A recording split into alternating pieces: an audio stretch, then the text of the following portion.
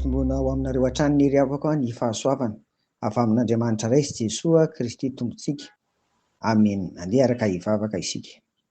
Ry Tompo renay any an-danitra ao, misaotra anao indray izay fa omenao raha vonfo ny mofinaina tahaka an'izao, izay sakafom-panahy hoentinay mamakivaky ny tontolo andro ary hiainanay koa mandritry ny androm-piainana rehetra. Dia avianao fanahy masina, hiasa ty anatinay hatanteraka an'izany mba hahatonga anay tokoa tena ho vavolombelon'ny teninao amin'izay ataonay rehetra, ary indrindra indrindra Tompo mba afaka mizara an'izany koa amin'izay rehetra mila vonjy. Amin'ny anaranao no vanen'izany vavaka izany. Amen.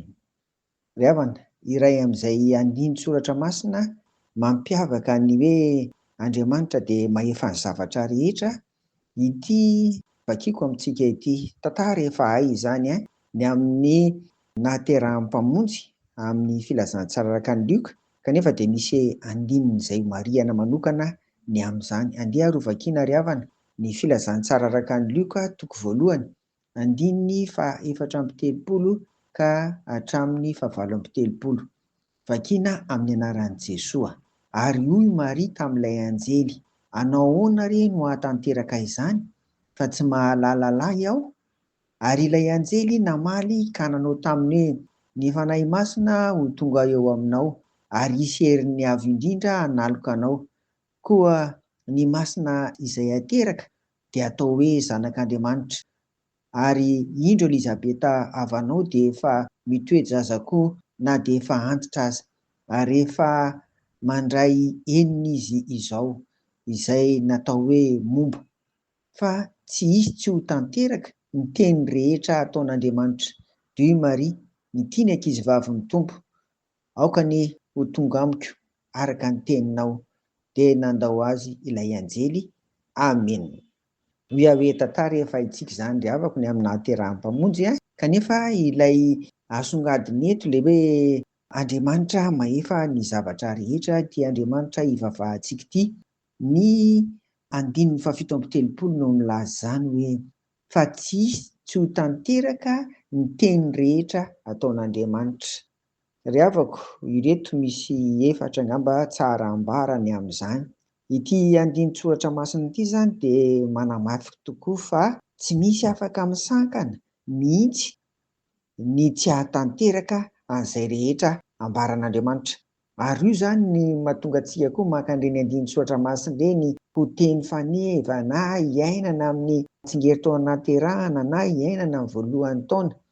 Raisintsika koa ireny izany fa amin'ny maha mahefa ny zavatra rehetra ny Tompo, amin'ny mahatsitoa azy dia tanteran'izany. Faharoa, eo anatrehan'izay tsy takatry ny saintsika olombelona, satria Elizabeta eto efa tena antitra, kanefa dia hiteraka koa.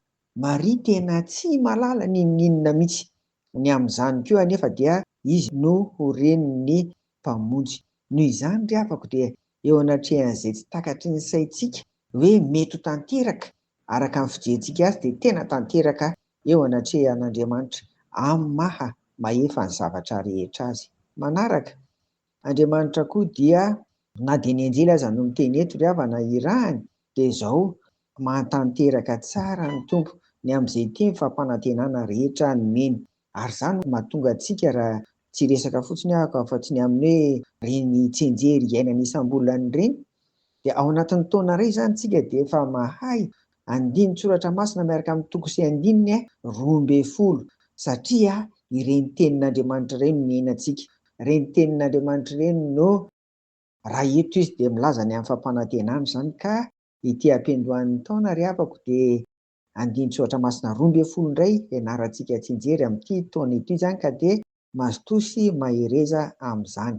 Ny fiandrianan'Andriamanitra dia ahoana re izany? Tsy Andriamanitra izy izany, izay angamba no tena mety. Tsy Andriamanitra mihitsy ity Andriamanitra antsika ity raha takatry ny saintsika daholo ny fikasan'Andriamanitra eo amin'ny fiainana izany. Dia izao, eto izy dia nanomana ny Maria, izay anisan'ny tantara mahagaga satria tsy fantatra mihitsy ny firazanany. Tsy mba olona malaza izany Maria izany.